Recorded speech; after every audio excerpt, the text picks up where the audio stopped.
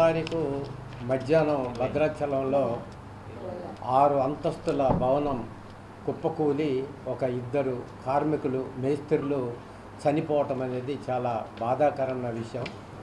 అందుకు చింతిస్తున్నాం. వారి మృతి పట్ల సంతాపాన్ని తెలియజేస్తున్నాం. వాళ్ళ కుటుంబానికి సానుభూతిని కూడా తెలియజేస్తున్నాం. ఆ విధంగా బ్రతుకుదెరువు కోసం పని కోసం పోయినటువంటి ఇద్దరు కార్మికులు మృతి పట్ల ఈ ప్రభుత్వం ఇంతవరకు స్పందించకపోవటం అనేది సరైంది కాదని మేము భావిస్తున్నాం.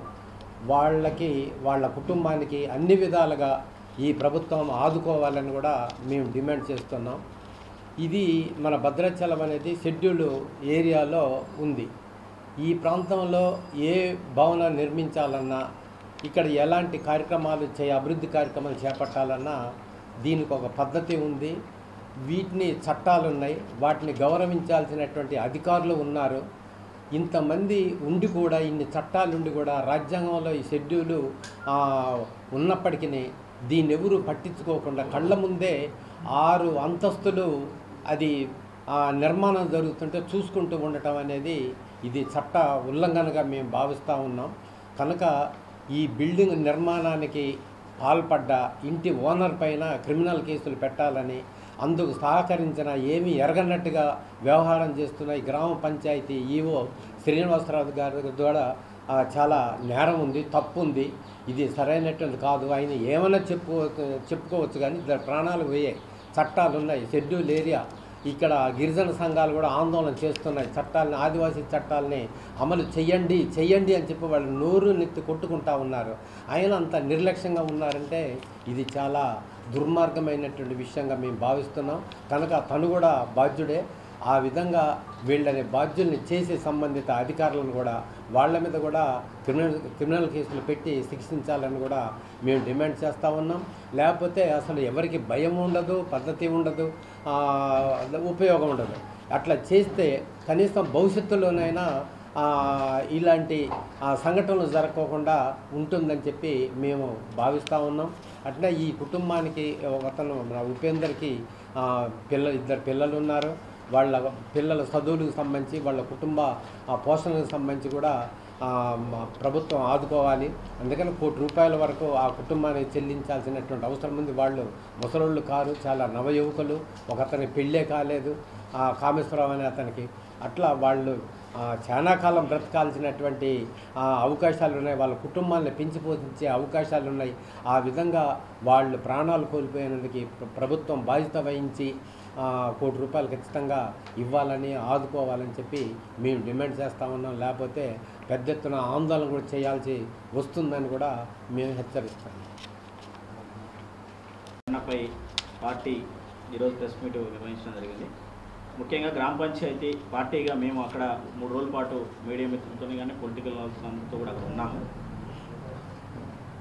ఈ 6 అంతస్తుల బిల్డింగ్ కూలిపోవడానికి కారణమైనటువంటి గ్రామ పంచాయతీ ఈవోని కనీసం చర్యలు తీసుకోకుండా ఇప్పటివరకు ఆయన ఏదో ముందే నోటీస్ ఇచ్చానని చెప్పేసి గ్రూపులలో, సోషల్ మీడియాలలో వీడియోని రిలీజ్ చేసేసి ఆయన్ని మాత్రం ఈ సమస్యను పక్కదారి పట్టించేసి ఉద్యోగాన్ని కాపాడుకోవడం కోసం మాత్రం ఈ వీడియోని బయటికి పంపించే ప్రయత్నం అనేది జరుగుతూ ఉంది. దాంతోపాటు భద్రాచలం సంబంధించిన దాంట్లో ఆయన నోటీస్ ఇచ్చినప్పుడు అక్టోబర్లో నోటీస్ ఇచ్చాడు. నోటీస్ ఇచ్చినప్పుడు మాత్రం 3 అంతస్తుల బిల్డింగ్ అని చెప్పేసి వాళ్ళు ఇచ్చిన నోటీసులోనే క్లియర్గా కనపడతా ఉంది. తర్వాత అదే నోటీసులో ఇప్పుడు వరకు స్టిల్ చూస్తే 6 అంతస్తుల బిల్డింగ్ క్లియర్గా కనపడతా ఉంది. అయినా సరే దాన్ని అధికారులు పరిగణనలో తీసుకోవట్లేదు.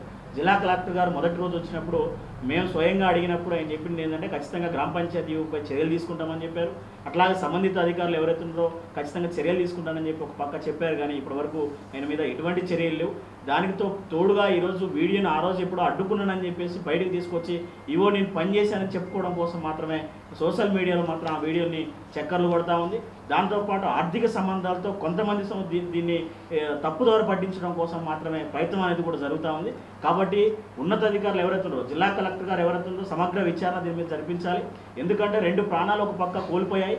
దాంతోపాటు భద్రాచలంలో ఇదొక్క బిల్డింగే కాదు, నూతన బిల్డింగ్లు చాలా బిల్డింగ్లు కన్స్ట్రక్షన్లో ఉన్నాయి భద్రాచలంలో. అది జగమెరిగిన సత్యం అందరూ కూడా తెలిసిందే. కాబట్టి జరగబోయేటువంటి భవన నిర్మాణం సంబంధించినటువంటి దాని మీద ఖచ్చితంగా ఉక్కుపాదం మోపాల్సినటువంటి అవసరం ఉంది. ఇక్కడ ఐటీడీపీఓ కానీ, జిల్లా కలెక్టర్ కానీ, అట్లా సంబంధించినటువంటి ఇక్కడ ఆర్డీఓ కానీ, ఎంఆర్ఓ కానీ వచ్చినప్పుడు, సహాయం జరిగినప్పుడు కానీ, లేకుంటే ప్రమాదం జరిగినప్పుడు అన్ని డిపార్ట్మెంట్ వాళ్ళు వచ్చి సహాయ చర్యలు చేస్తూ ఉన్నారు. కానీ జరగకముందు మాత్రం ఎవరు కూడా నోరు మెరిపే పరిస్థితి లేదు.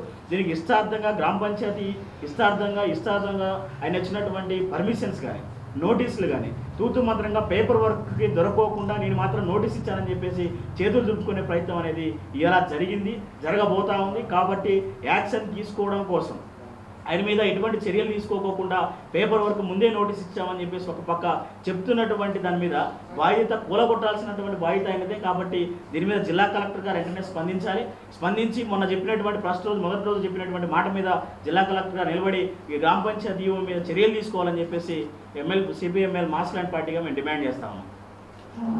మేము చెప్పాల్సింది